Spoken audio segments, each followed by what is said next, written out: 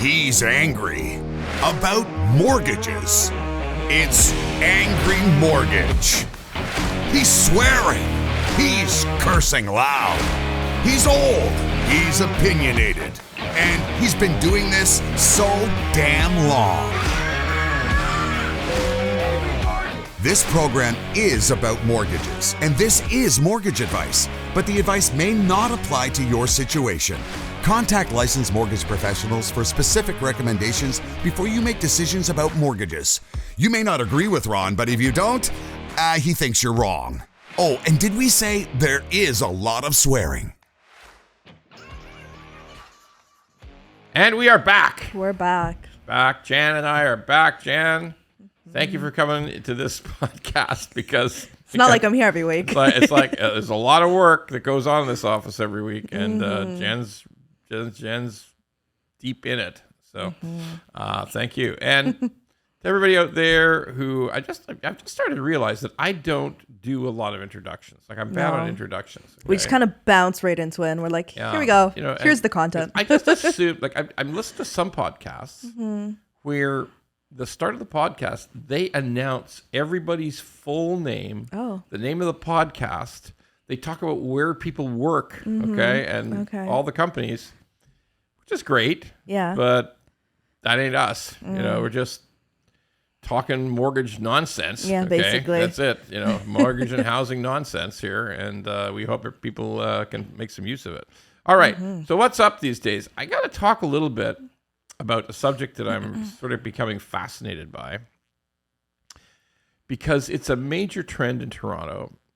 The people I talk to in Vancouver tells me it's not as big a thing. Well, some of them do.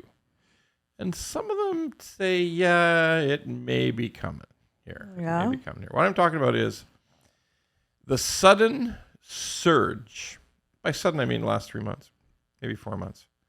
The surge in listings for small condos. Dog crate condos? The dog crate condo. Well, and even not just classic dog crate, like 400 square feet, but like sort of big enough for 2 dogs, like 525, 540, 560 square feet. Are we looking at anything past 700? No. Yeah. No. So maybe 2 medium-sized dogs. Yes, exactly right. Okay. Like no people size. Yeah. Crate size. All right. Not even large dog size. No, these got to be like average dogs at best, like a 40-pounder at best. Yeah. Okay. And probably Chihuahua works better. Okay. So small condos, every single week, the listings grow. So let's talk about that. These are listings of small condos for sale, chiefly downtown, chiefly in the 416 of Toronto. I got to be grateful to Drake. Like sometimes when I talk to, years ago when I used to talk about the 416, people outside of Toronto and outside of Ontario just said, what's this fat fuck talking about? Okay.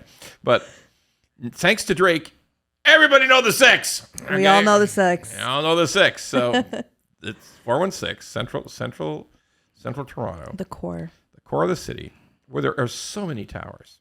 Oh my God, it's Condo City. It is Condo City. It's literally Condo City. And there's still more going up. There's still cranes in the air. We'll talk about that in a minute. Lots of cranes. Okay. And strangely, this is strange, Jan. I watch stuff online about how there's more buildings being proposed all the time. I guess they're trying to keep up with the amount of people that are living in the city and how everyone wants to be in Toronto. But I mean, how many condos can you really put?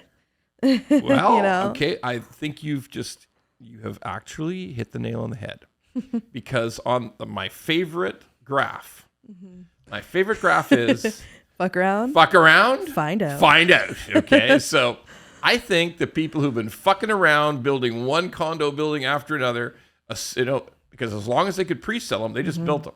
So, if somebody was willing to give 20% down and sign on the dotted line and they got enough of those people, the condo went up. But the question is quickly becoming, how many of those people are going to close? But I digress. But yes, this is on the fuck around and find out axis. And we're starting to head for find out territory. Okay? Yeah, and you know what? Like these lands, like these plots that they have to build condos, they're actually pretty small. So obviously they're going upwards, but they're pretty small. Like an old gas station at the corner now becoming a condo. Like I don't think that's enough space. You are so right. You know? I'm actually watched a wonderful post by everybody who's interested in Toronto condos should follow a guy named Jordan Skrinko. And he is the absolute expert on this subject. He's a great follow on Insta, on Twitter. He's around. He's everywhere. He can be found. He's on YouTube. You can find Jordan Skrinko. And it's a great follow. And he talked about it just the other day. He's put out a post. He says, this is a really small space they want to build this huge thing on. Okay, it's really small. Like ambitious. It's a good location, and it is. Yeah. It was a really good location. It's Yonge and Wellington. And he said, this is really, really a small piece of land to build a huge condo on. So yeah, to your point, yes, absolutely. So questionable. We got this buildup of listings. So just to explain it to the audience who don't necessarily have to be experts in real estate. You list a product, you list a property for sale. And so then it's on offer. It's on MLS. Everybody can see it. And then it sells or it doesn't sell. But in this case, doesn't is the operating word. Because you can see it. People will either take the listing and they will then delete it, like terminate the listing, or it will show up as a sold listing, okay, in the system, in the MLS system, multiple listing service. Okay. So the listings keep growing. The sales are low. So what starts to happen is what we call MOI, months of inventory. Okay. So that's just a calculation based on, well, there's more coming in the front end, and there's some going off the back end. So on average, if we try to figure that out, how many months do they stay on the market before they sell? And that number has just gone through the roof. We're approaching like multi 15-year highs. So what's really clear, just to break it down and make it simple, is there's a ton of listings of tiny condos. See, we cleaned that up. We didn't call them all dog crate condos. We cleaned it up. But there's a huge growing number of listings of small condos owned almost exclusively by investors. In other words, it's a rental condo. Yeah. Right? There's people renting there. So the majority of people looking at purchasing would be investors as well, right? 1,000% true.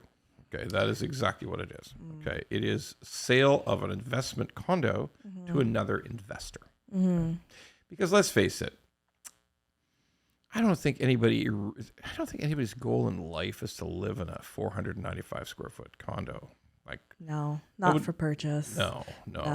Nobody walks up and says, "That's my ideal place." Okay? Maybe a minimalist. Yeah, right. Somebody who's gonna live on their own for the rest of their life, and maybe somebody who's making over $300K a year who can actually afford one comfortably by themselves. Sure, but realistically, that's not going on in Toronto as much. That's like, no. It's not attractive, I don't think. I mean, I think it's attractive to people who are renting because they look at it as a step, you know? Yeah. I've got a job downtown. I'm not married. I just go to my work. Don't have a car. I don't have a car. I go to the bar. I go to a restaurant. Or I their grab lifestyle. takeout. Yeah. Come home, play video games, go to sleep, rinse, repeat. Yeah. Go do it all over again. But they're not having. There's no kids, and there's not even a dog. Like they have like not even a pet. Well, they might have a pet. They might have like a self-sustaining pet, like an iguana. Yeah. Okay. They might have a salamander or something. Something that you just sort of occasionally throw some food at once a week, and that's it, because that's all we can manage. So it's definitely a very specific product, and they're just not selling. Yeah. Well, they're not. It's hard to want to invest anyways, because look at the LTB. Imagine landlord and tenant board. Yeah. Yeah. Imagine having a tenant, and then you can go as much as 12 months without receiving rent if they choose to stop paying. Because a landlord and tenant board does not work properly. It takes forever. They are screwed. It takes forever. Tenants, definitely have a lot more leniency on their end versus the landlord. So it's not so much of an attractive look right now, I would say. That's a very astute point. I'll tell you what, we can combine it with other factors. So 5 years ago, the huge red flag, of the landlord and tenant board was not as prevalent. It was like, sure, it might have worked a little better. It probably didn't work a lot better back then, but it wasn't as big an issue. Because let's face it, the more people find out that the landlord and tenant board doesn't work, the more people say, you know what? Why are we paying our rent? Like, I think we can stay here for free for 10 months before they throw us out. Okay. Exactly. So that starts to become known, and you're right, huge red flag. So we have investors who might say to themselves, it's just not attractive, long-term rental. And it's sort of, Airbnb is becoming almost dead because the city's fighting it with regulations that try to catch you. And that's problematic. You'll be fined. So Airbnb is sort of dying out. The landlord and tenant board is a absolute horrific mess that the government can never seem to fix. The provincial government. So, hey, Premier Ford, for the 300th time, smarten the fuck up and fix the landlord and tenant board, please. And then we've got the price issues. So, as you know, rates are coming off a little bit. Mortgage rates are coming down a bit. Prime rate came off 25 basis points. But it's still not near enough to have the mortgage payment make sense. Because all that is that a rental property is math, right? What's the mortgage payment? If I put 20% down, what's the mortgage payment?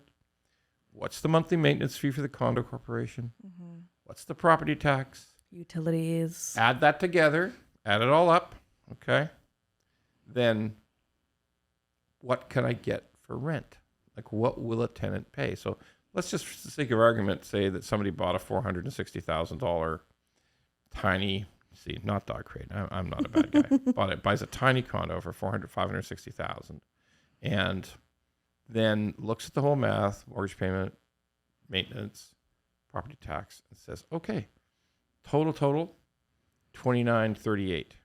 What's the most money I can get for rent on that? Let me go to the websites and look at it. What's the best I can do? Oh, $23.90. Oh, there's a technical term for that in the real estate business. It's called you are fucked. Okay, like you're losing hundreds of dollars. You're not meeting equilibrium. There's no point. So you better have like a pretty hefty, savings. But you don't want to have pretty hefty savings. That's the thing. You like want to you only don't put 20%. Okay. Yeah, that too, and then plus, like I said, if they're not paying. Yeah, then you've added to that. It's a risk factor. You're taking a financial loss to buy it, and you have the risk of bad tenants because Airbnb's out the window. You can't do it. Okay. Where does that lead us? That leads us to the only way to incent someone to buy that. Remember, the listings grow. There's new people listing every week. Grow. And so I read a case file where one had gone from $565 and dropped at $25,000. So they'd gone 2 months, no bites, at $565, dropped to $25,000, waited for the offers to come in, crickets, no offers. Yikes. So, we're starting to think about how low does it have to get? So let's just do a math experiment. So at $480, the rent versus cost of the mortgage and other expenses probably still doesn't work. But if you drop that down to $480, and believe me, folks, in Toronto, there ain't a hell of a lot of condos being sold for under $500,000. Yeah. Okay? So if you make it super attractive because you feel you have to sell, then when the buyer buys, they say, well, I understand I'm going to lose $400 a month, but this is the lowest price in 5 years. So I'm going to risk it to see if I can get some upside potential. Let's see if 3 years from now it's worth back up to $580 or it's back up to $600. Yeah. And I can now do well by selling it. Okay. And that might not work either. Okay. Because the rent, that the mortgage rates have to come down far enough. Okay. But still, let's imagine that the idea in real estate is that something, unless it's Detroit where all the people left, okay, where all the people leave, you're pretty much fucked, okay? But when it's in any kind of situation where the population is growing at all, you can make the assumption that if you can buy a property cheaply enough, that someday you can get your money's worth, as long as it's a real bargain. Yeah. So I think that's what we're looking at right now. So what does that mean, though? That means that if that desperate seller drops the price of the condo that he's listing for $565 all the way down to $485 and finally takes a $480 offer, that means all the other condos in the building that are that size are now worth $480. So it takes somebody's got to take the bullet. Someone takes the bullet, right? Yeah. So that's the nature of real estate. The nature of real estate is people just don't want to let go unless they have to. Yeah. And because it's a personal choice, right? It's not like a stock. Like a stock, you can just say, well, I've lost some money, but I'll just sell it and I'll take whatever cash I can get back. With a condo, you've got to have enough money to pay off the mortgage, right? And the commissions and the everything. So, you've got a certain stop point you can't go below. Yeah. So we're going to watch this thing because what does it really mean? It means that if there is a tipping of the scales, if there is some kind of capitulation on price, it doesn't always happen, but sometimes that seeps through into all housing. If you start to get the word from social media and from mainstream media that, wow, something's going to hell in a handbasket in these little condos, maybe the rest of real estate's in trouble. Okay, so that's when the rumors fly and sentiment changes. That may not be that's never normally a good thing for prices. So we should keep our eye on the potential condo crash. Keep our eye on the seemingly endless growth in listings on little condos. Not dog crate. Actually they are. Sorry. All right. So that's something we're really going to keep our eye on in the coming months. So here's an update on rates, mortgage rates. Pretty much not bad news, actually. I think people expected it to just fall, but it takes a while, right? It does take a while because mortgage rates, fixed rates. So we already know the variable rate went down. So if you had a prime rate just plain went down, the Bank of Canada announces a 25 basis point drop. It's just changed. Automatic. Next day, it automatically changes. Yeah. Okay. Now the fixed rates are different though. Like banks price fixed rate mortgages off of bond yields. We've had this lesson before on the show many times. So in the last week, bond yields have fallen kind of precipitously. Okay, so I'll just give you the numbers. These are the rates. The bond yields are like a 1-year bond, a 2-year bond, a 3-year bond, 4-year bond, 5-year bond, 10-year bond. It sort of reflects what you see in mortgages. So those are the terms in mortgages too. Okay, so since May 31st to June 17th, bond yields have fallen between 30 basis points. So remember, folks, it was a 25 basis point cut, and a 1 year sort of closely represents what the Bank of Canada does. So 30 basis point cut on a 1 year, all the way to 55 basis points, so more than 0.5% cut on the 5 year. So why is this? Well, because the bond traders understand, particularly since a very much better lower inflation report came out in the United States, which looks like inflation might be finally coming to an end in the U.S., since their bond yields dropped for that reason. Now, don't get me wrong, Jerome Powell, who's the Federal Reserve Chairman, came out and said, oh, no, we're going to be tough. We're going to be very tough. We're tough. There's probably going to be one cut this year. Well, not everybody believed him because inflation, it's so obvious our economy is getting worse, right? Yeah. In Canada. It's just blatantly obvious there's something's going wrong in our economy for anybody with eyes. That it ain't good. Yeah. So something is starting to happen in the U.S. Okay. For instance, I'll give you an interesting stat from the U.S. In the United States last month, there were more cars in serious delinquency, more auto loans in serious delinquency than in the height of the financial crisis in 2008. Damn. Yeah. So people are not paying for their cars in the States. Not here either. There's all kinds of auto repossession going on here. Yeah. Yeah. That's an interesting stat in an economy that's supposed to be doing better than ours. Right. Okay. But the truth is, with car loans in the U.S., sometimes the dealers can get pretty aggressive. Okay, how's your credit score? Okay, you really want to look at my credit score? Nah, that's okay. We'll pass. Okay. Here you go. Here you go. Here's a card. Take the keys. You don't even need ID. It's fine. Just pick it up and go. Now, of course, they do all. They're actually not crazy. Like the states, they do a lot of stuff where they install a device in the car that tracks the car. And it's buried really deep inside the car, so it's really hard to get out. And it's hit, like they move it around, so sometimes it's at a different spot all the time. And not only it tracks the car so that if somebody wants to repossess the car, they can find it, but it can turn off the car. Oh my gosh. So if you're like, they don't do it on the highway, okay? They really promise they won't, okay? But if you can just get into your car one morning and it doesn't start, it won't start. And then the repo guy shows up, takes your car. So yikes. So anyway, it's not a good stat. States is so different. So different. No, that's all right. Hey, there's repo here.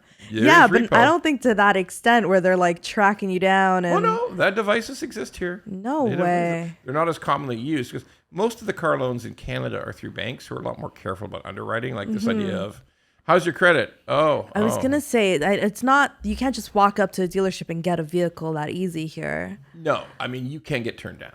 It's harder. It was for all of like last year, like 2023, it was hard to get turned down for car loans. Yeah. Then there was a time where cars were just kind of, you had to wait 6 months to get a new car. So times take turns. But anyway, so that's the bottom line. We're seeing significant drops, particularly in the last couple of days, significant drops in bond yields in the 5-year, 3-year, which is kind of the most important mortgage rates. Now, we have had some quick moves, which is always the same. It's quick moves in, talked about it before, CMHC insured mortgages. Like there's also Sagen and my friends at Canada Guarantee, my friends at Sagen. But when you pay the big insurance, it's less than $1 million, less than 20% down, very tight debt ratios, very intense underwriting. People have to really be a fit. They pay a big premium. It's added to the mortgage. Like sometimes I've seen $38,000 added to the mortgage as a premium. So it's real money for the insurance. 4.44 on a 5-year fixed. Wow. So that's one of the lower rates we've seen in the last year. It's been a while. Okay. So by the way, I think it's a great number, 444. Apparently in China, you have to change one of them to an 8. Okay, that's just the way it goes. Is it a bad luck number? It's a bad luck number, yeah. Anyway, 444. Don't be scared, anybody. 444, 4.44% for high ratio. Now, the rest of the rates are higher. Like if you want to just buy 20% down, or you've got a renewal coming up, those rates are probably a bit higher. But the good news is they're coming down. We will see a string of announcements of lower rates next week from various lenders and banks. Okay, so that's basically good news for people who are renewing.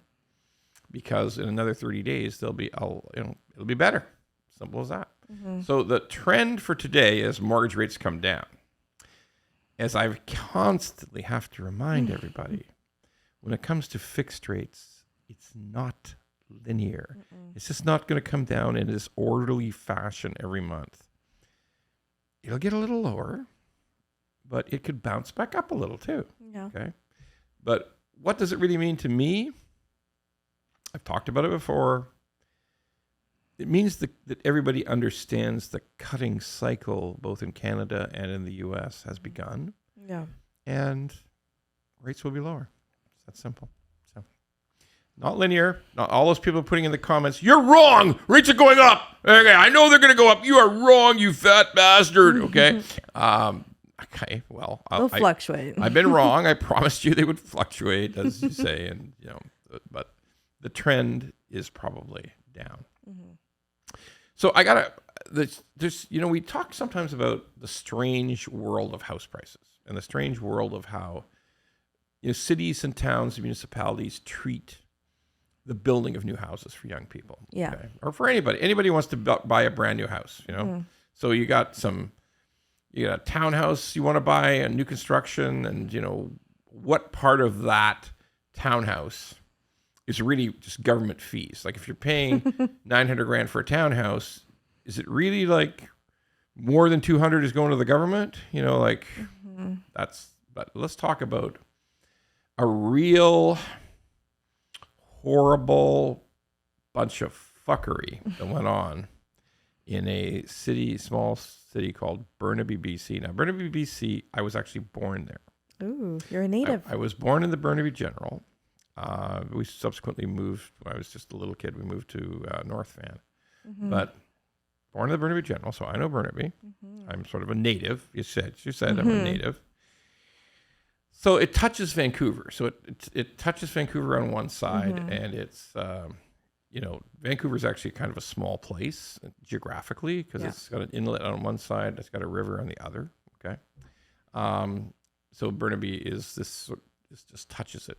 It's the next town after Vancouver. So in the province of British Columbia, the premier, who's been very tough on trying to get more housing, has put an act through the legislature in British Columbia that says every single family lot in British Columbia, we don't care what the local zoning is, you can build a 4-plex or a 6-plex on it. Which is good. Sure. Yeah. If people, it's in this sort of landlocked, very geographically restricted place like Vancouver, you need to have density. You just need it. Yeah. Now, in some places, they have a lot of density. Like there's a lot of condo buildings and a lot of tall towers in parts of Vancouver, but not as much in Burnaby. There's some, but not as much. So the mayor of Burnaby decided, and the council decided, here's what we're going to do.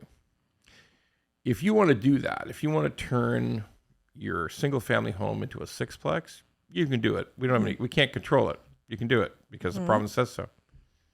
We've decided on that kind of multifamily, we're going to bump the development charges. We're going to bump what you have to pay Burnaby every time you want to build one. We're going to bump them by $50,000. Oh my gosh. Did they really believe the developers are going to be the ones paying that? Nobody does. But the mayor still ran out that lie. When the reporters came up to him and said, hey, what are you doing here? You're killing new development. He said, no, the developers need to pay their fair share, which just proves that is becoming the biggest lie since the dog ate your homework. Okay, honestly, like that's just such a ridiculous, preposterous lie. So why did he do it? Okay, he did it, first of all, because every town, every city in Canada has an unmanageable thirst for more money because they just spend out their ass. Yeah, of course. Spending at all levels of government in Canada is just out of their ass. They're just throwing money away. There's no end. It just keeps growing. Yep. So yeah, they'd like some money. 50 grand extra on every place. But also he knows that it will probably stop some building, right?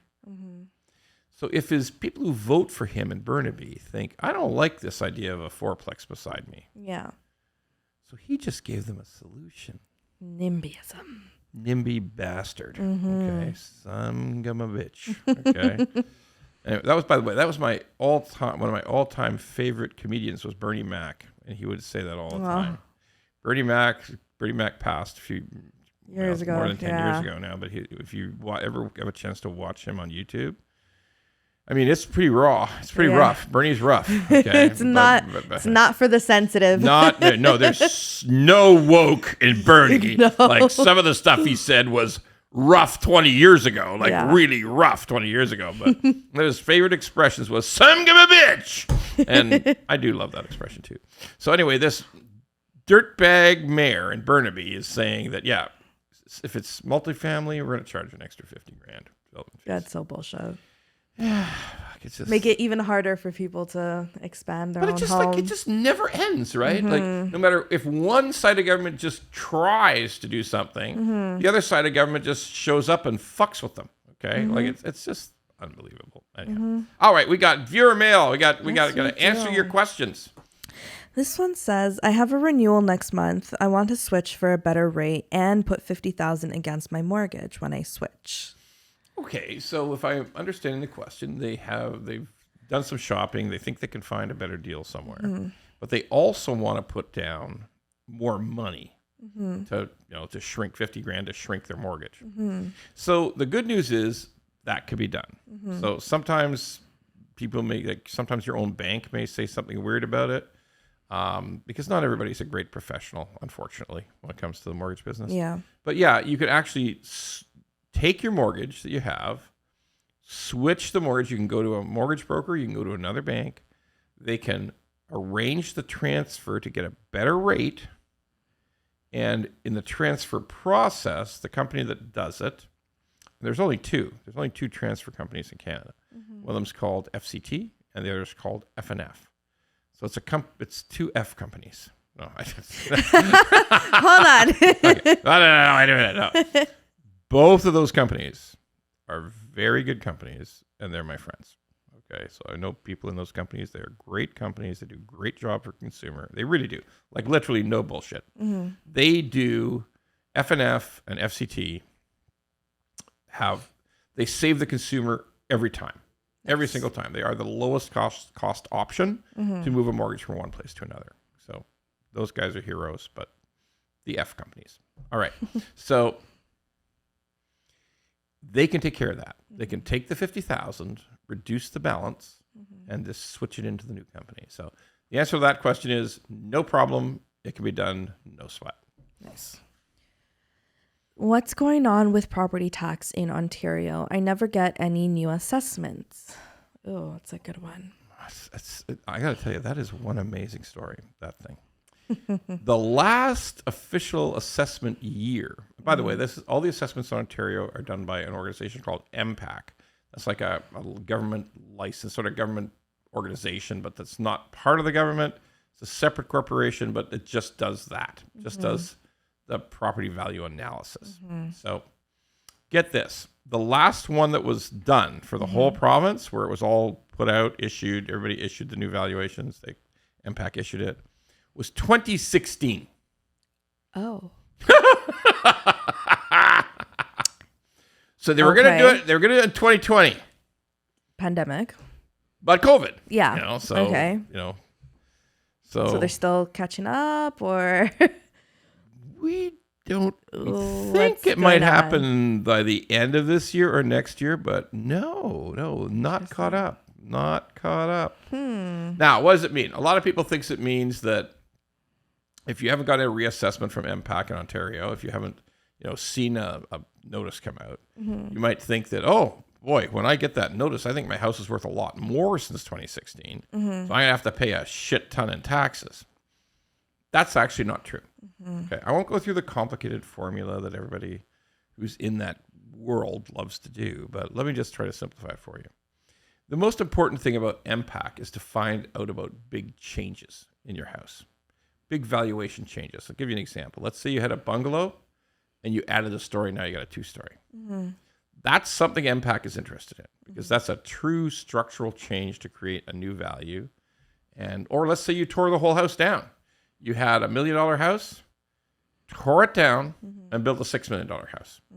Well, you're definitely going to have to pay a lot more. That's going to be a whole new valuation. But in general, if nothing major changed to your home, if there was no big material change to your home, and by the way, I'm not talking about adding a pool. I'm talking about adding a story. I'm talking about adding a laneway suite. I'm talking about adding like major value enhancements. Yeah. Okay. Then what really just happens is your property tax goes up by whatever the city increases. Like if it's 4%, it goes up 4%. If it's 2%, it goes up 2%. So even though your house is going to be worth more, the way the mill rate thing works is you're not going to have a massive increase. When MPAC finally sort of wakes up, yawns, takes a shower, and gets out and starts issuing new valuations, it's not going to be the end of the world. So I just wanted to make that clear to everybody. So you're saying that somebody's neighbor who had a bungalow and it's now a 3-story, who did that in 2017, is paying property taxes of a bungalow till now. Oh yeah. So lovely. By the way, there's really no 3 stories in 2-story, yeah. Ontario. Yeah, because we have basements, right? We have basements, but Yeah. If you made this major modification, so in some ways, the fact they've never, let me put it this way, the fact they've never gone out and done the work and issued the official reevaluations, if you had torn down your house at the end of 2016, built this new huge house, much bigger, much more expensive, in 2017, and the neighbor beside you hadn't done a thing. In a way, that person in this monster house now should have been paying more because the value went through the roof when they changed it. In a way, it's unfair because they're still paying the small house property tax. So, yeah. So, MPAC, we're waiting for you. You're going to show up someday, but maybe not today. I hope we didn't cause any neighbor fights. I think neighbors fight all on their own, no problem. Like they'll fight over a dog. I mean, neighbors will fight over a dog. The dog's barking. Well, that's what dogs do. No, stop it. Anyway, the neighbors will fight. They'll just fight. Okay, good questions. All right, so we do our little fraud alert, fraud watch, right? Fraud watch, the mortgage broker fraud watch. Okay. Still no updates to give you on the government for the promise to link CRA to big lenders to check income. Well, at the rate that they work, we're not going to see that until like 2035. We're not going to see it till there's another election, probably. If there's an election, that government gets booted out. I think the new government's more interested in making things happen. I'm just thinking, I'm guessing, I'm not sure. I maybe shouldn't say, but I can tell you for sure, absolutely for sure, I haven't heard one peep. It's been 2 months. I haven't heard one peep out of that. So empty promises. Are we really surprised? Not totally shocked at all. No, not at all. It's just another announcement. Yeah, we're doing great. We're doing great over here. They love their announcement. Look at us. We're doing great. Okay. I'd love to see action. Yeah, that's becoming the real, absolute problem in this country is lots of announcements, no action. Well said. Okay. All right, so we have Claire Drage. So I mentioned last week that Claire Drage has just declared all kinds of different types of bankruptcies. You know, that's the woman who had all the promissory notes. So those people are no longer have a very good opportunity to get their money back. I don't think they're ever going to get their money back. But apparently, I'm told, there is like a legitimate class action lawsuit being generated. Okay, that's good. Because I think what they're trying to do is they're trying to go to court to see if she has hidden assets. Did she hide assets? I mean, is there can somebody get us a real proper explanation of where the hell did all this money go? Okay. Now, admittedly, some of the money went to the developers, right? But if you put your own name, sign your own name as a guarantor on a loan, and just going bankrupt just wipes it all away. I mean, I got to question how fair that is, right? Yeah, definitely not. Yeah. So maybe we're going to hear more from the class action. There will be a big class action, and there will be more coming out of that. I've also heard rumblings about something else, another bit of evildoer, but I can't really comment on it because it's just rumor and innuendo. Okay? We only want the facts here. Only the facts, yes. Innuendo is a foreign word. Yeah. It actually in English it kind of means suspicion, right? Yeah. Like somebody's spreading a suspicion, so there's innuendo that things. But also in Italy, that is the name of an Italian enema. Just so you know. The more you know. Innuendo. So now there's a bunch of Italian people who are going to be putting in the comments, "You're insulting to Italians, you fat bastard." Okay? Everything ends with "you fat bastard" or some reference to too much food. Like when they're really mad at me in the comments, they say, "Hey, yeah, why don't you try getting on a bike? I bet you don't even walk." Okay, like when I talk about bike links, that's what I get every time. Yeah, oh my God. Yeah, how the fuck would you get on a bike, you fucker? Okay, yeah, I do get those comments. That happens. All right, so that brings us to our favorite part of the program. What the actual fuck? And this is a good one. This is a good one. So about 10 days ago, the water main in Calgary burst. Crazy. You saw that, right? Yeah, Everybody in Canada has seen that story. Yeah. Okay. So the water main burst, and they found it right away. Right. They knew where it was. Okay. It took like a matter of hours to locate it. What had burst. By the way, it's huge. It's really It's big. One of the main ones. It is absolutely one of the main water transport in the whole city. Yeah. It supplies like half the water. Okay. And it burst. It was definitely broken. and they found it quickly. Yeah. Okay. And then they started digging together. They got to get at it, right? They stopped the water going that, and everybody's like, there's going to be some people smell to high heaven in Calgary, right? Because you got to cut back on your shower. Yeah. A lot, okay? All you can do is sort of like the mini shower. I don't know, what do you call it? But just wipe your pits or something. I don't know what it is. Let's just hope a lot of people have bidets. Yeah, let's hope. Well, no, you can't use you can't use that. You got to use that really quick, like just squirt and They're quick. They're squirt. quick. If you have the hose bidet, then that's pretty quick. But you got to go really quick in Calgary, okay? Like you got to go super quick, like just that's it. That's all you get. Oh my god, that's all you get because it's on a big water savings watch, right? Like some people barely have any water. Water pressure's down. The mayor gets on every single fucking day and says, and they've been. No, like, oh my god, I can't imagine 10 days, limited water. Wait a second. Such a first world problem. Wait a second. So embarrassing, but it's true. Like, it's first world problem, but here's what we got to ask. I'd go bananas. I can't. Why can't it get fixed? What's stopping it? Now, look, I've run some other stuff on this, comments on this on social media. But I really want to fucking know why the fuck this can't get fixed. And when I question it, when I say, wait a second, like, I think if we were in Japan, it would be fixed all like on the third day. I think it would have been fixed. Okay. Yeah. Or if we were in Holland, or we were, but then I get the comments, and it's always the same comment. Yeah, you fucker sitting there in your fucking tie and shirt. You don't know fuck all about it. You're just another fucking phony social media expert, you fucker. You don't know how hard it is to do that. You don't know how complicated that is. You should shut the fuck up. Okay, I got a lot of those comments. Okay. And my response to those comments is, you guys should all fuck yourselves, okay? You should fuck yourselves. Everybody who's making excuses, because now, yesterday, they had a little cave-in. There were some injuries. Apparently, all the people are going to be okay. Yeah, I heard. But that's going to put another major delay, okay? Now, I got a question, like, if you know that you've got to go down there in this hole that you dug already, like, how come you didn't, and it's been 10 fucking days, maybe 11 now. How come you couldn't shore up the hole so it would be safe? Like, I got to ask that fucking question, okay? Now, I know I'm going to get more responses like, you don't know fuck all about shoring. You don't know what a fucking shore is. Yes, I know. I'm a big fat guy in a suit and tie, and I have my fingers, my hands are as smooth as a baby's bottom. Like, I have done no manual work. That office hands. I have done no manual work in my fucking life, okay? Nothing. All the construction workers are like, fuck you guys. Yeah, like, and so the construction workers, you fucking shirt and tie motherfucker. You don't know how hard work this is. Okay, look, let's just get straight about this. It's a fucking big concrete pipe, okay? Somewhere in North America exists, because I was listening to comments about, you don't know, they're going to have to wait for many weeks for it. You got to manufacture it. They got to wait for it to cure, and you don't know fuck all. Wait a second. For all those douchebags who said that, fuck you, okay?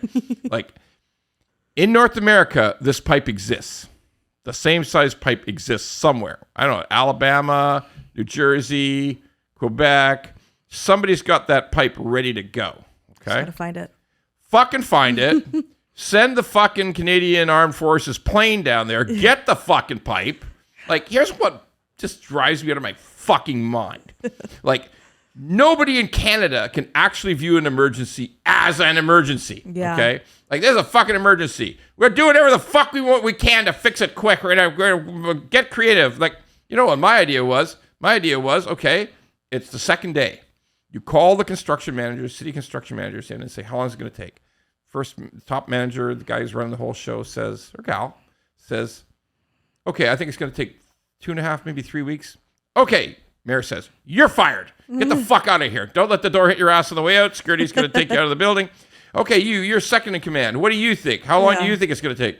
Oh, I think it's going to take like 10 days. You're out. Hey, you're fired. Get the fuck out of here. Security's going to... By the time you get down to the third or fourth person, they're gonna look at the mayor and say, we're going to find a way to do it in 4 days. We're going to do it. Yeah. Okay. As if we didn't have resources to try and get it done like this. There's millions and millions of dollars in that town, okay? Like, it's a whole city of people who can't fucking shower. Work on it. Oh, like, why can't we view something as a fucking emergency? Like, we view everything as, oh, well, this is just the way we do it. Yeah. This is just how we do it. And if it's going to take 3 weeks, that's what's going to happen. No, fuck yourself, okay? Fuck yourselves, okay? Just like these motherfuckers and in Toronto with the gardener. How long is it going to take to fix the lanes of the gardener, folks? Well, it will take somewhere between 4 and 6 years. Fuck, you're out. Like, get the fuck out. Okay. Yeah. We got to let's just hire Japanese engineers. They can all come over here. It'll be finished in 11 months. Okay? Amen. Like, you cannot fucking convince me. So all you guys want to leave your shitty comments, go ahead. I am absolutely fucking certain this is bullshit. Yeah, get that Canadian Armed Forces plane. You're probably going to have to find one that works because most of them are probably broken. But get that Armed Forces plane, fly down to fucking Texas where the pipe is, fly it up to Calgary, get some intelligent people, not people who are not... Like, how the fuck can you dig a hole and then the first time people try to jump down and work on it, it caves in on them? You're fucking stupid, okay? You're just fucking stupid. I know. Oh, you don't know. You got soft hands. Yeah, very fucking soft. But I don't have a soft fucking head, you fuckers, okay? And you cannot convince me in any way, shape, or fucking form that there isn't a faster way to fix a broken pipe, okay? Yep.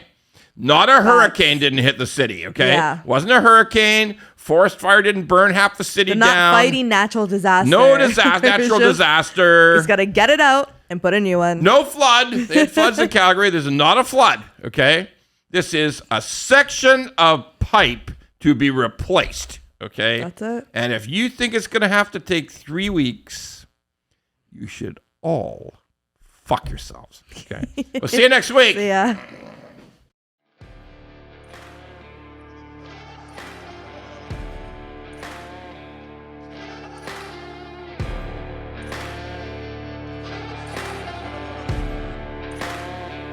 If you like the pod, well, don't just sit there. Go to YouTube, Apple, Spotify, and all the other ones and like the pod. And don't forget to subscribe so we can keep being angry at mortgages and swearing about mortgages. Angry Mortgage could use your support.